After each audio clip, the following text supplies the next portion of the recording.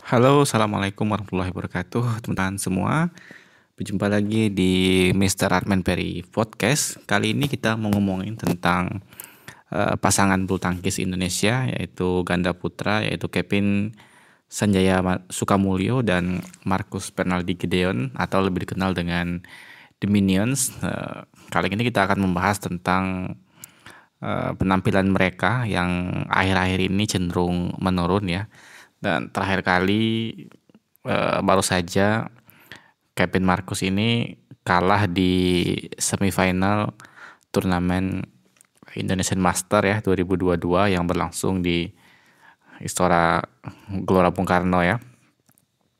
Dan mereka kalah dari pasangan yang jauh secara peringkat ya di bawah mereka, yaitu dari pasangan China yaitu Liang Weikong dan Wang Chang, yang kalau tidak salah mereka ini berada di peringkat 420 sekian ya, 420-an dunia ya, sangat jauh sekali berbanding antara bumi dan langit ya secara peringkat ya, dengan Minion yang saat ini sedang berada di ranking 1 dunia. Namun walaupun bedanya sangat jauh secara peringkat, namun secara permainan ya ganda China ini tidak kalah ya, bahkan di pertandingan tersebut bisa menang, dan secara permainan mereka bisa mengimbangi, bahkan sedikit lebih unggul daripada Kevin Marcus ya, atau The Minion ya. Kita akan analisa ya kenapa mereka bisa kalah dan seperti apa permainan yang mereka tunjukkan pada pertandingan kali ini ya. Memang di pertandingan kali ini Minions atau salah satu anggota Minion yaitu Marcus Fernaldi Gideon ya, itu sedang mengalami cedera ya. Itu disebut-sebut sebagai salah satu penyebab dari menurunnya penampilan Kevin Marcus atau Marcus sendiri pada pertandingan tersebut. Namun saya beberapa kali menonton permainan Marcus sebelum dia ini cedera ya. Memang bahkan sebelum dia cedera, permainan Marcus ini sudah sangat menurun ya, tidak seagresif pada tahun-tahun awal kemunculannya ya, kemunculan dia bersama Kevin, yaitu pada tahun 2016, 17, 18 ya. Selepas itu permainan Minion khususnya Marcus itu sudah menurun ya, terutama Marcus ya.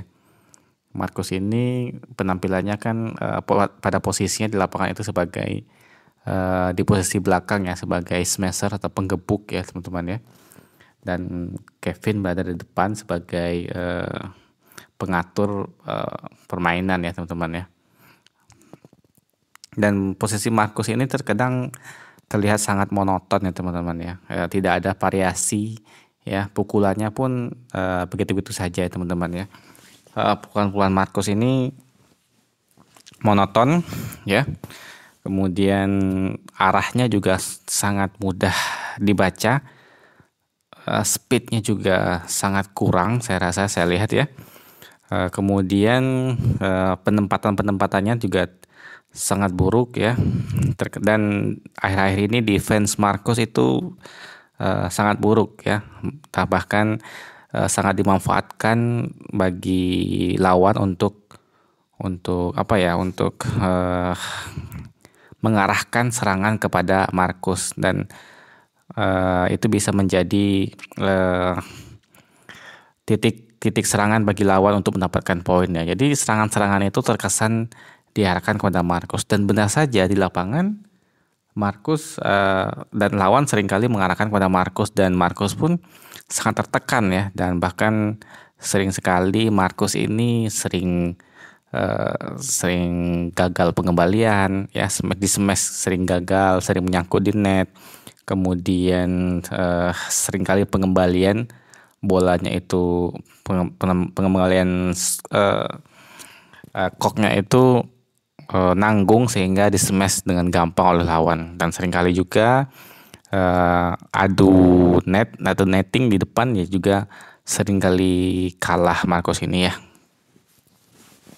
Kemudian dari sisi Kevin sendiri ya, Kevin eh,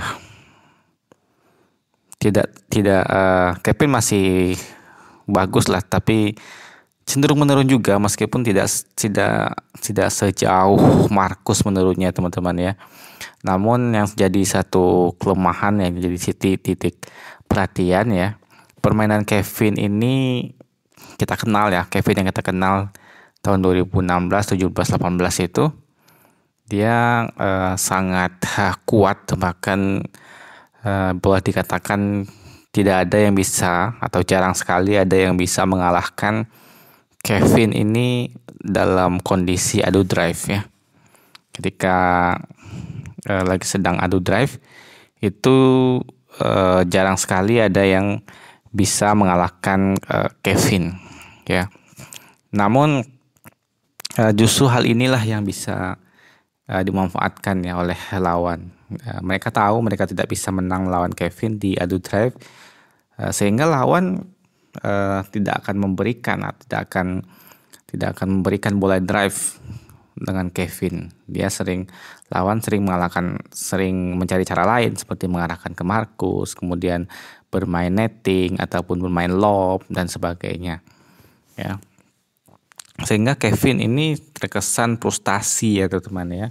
Dia tidak mendapatkan permainan sesuai yang ia inginkan.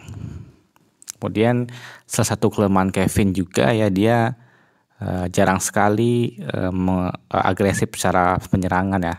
Dia jarang sekali melakukan smash agresif ya. Seringkali dia berada di posisi belakang ya, diangkat bolanya oleh lawan di lob. Dia jarang sekali smash ya teman-teman ya. Dia hanya melakukan pukulan sedang-sedang saja. Bahkan ada juga yang pukulan yang lambat, bahkan ada juga yang di lob kembali.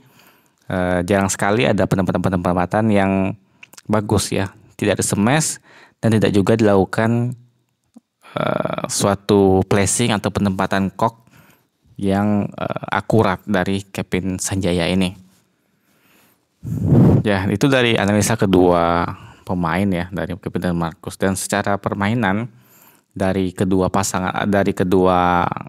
orang ini atau satu pasangan Kevin Marcus atau Minion ini ya, itu mereka ini muncul dengan fenomena luar biasa ya, permainan yang kita akan ulas permainan 2016 ya atau 2017 ketika mereka sedang top-topnya ya. Kevin di depan, Marcus di belakang. Marcus smashnya waktu itu luar biasa. Kevin dengan drive-nya luar biasa, sergapan di depan netnya luar biasa, sehingga membuat lawan frustasi. Bahkan namun ya, akhir-akhir ini ya, selepas itu lawan-lawan mereka ini atau pelatih-pelatih dari lawan mereka itu bukanlah orang yang bodoh ya teman-teman ya. Mereka mampu mempelajari dari baik itu dari pertandingan secara langsung ataupun dari video, mempelajari tentang bagaimana Kevin Marcus ini bermain, cara mereka bermain itu bagaimana ya, bagaimana kelemahannya, bagaimana cara mengatasinya. Mereka sudah mempelajari dan menerapkan taktik baru untuk mengalahkan mereka ya. Kita lihat saja kelebihan dari Kevin seperti yang setelah saya bilang tadi, yaitu dari sisi adu drive dan sergapan di depan net. Yaitu Kevin luar biasa.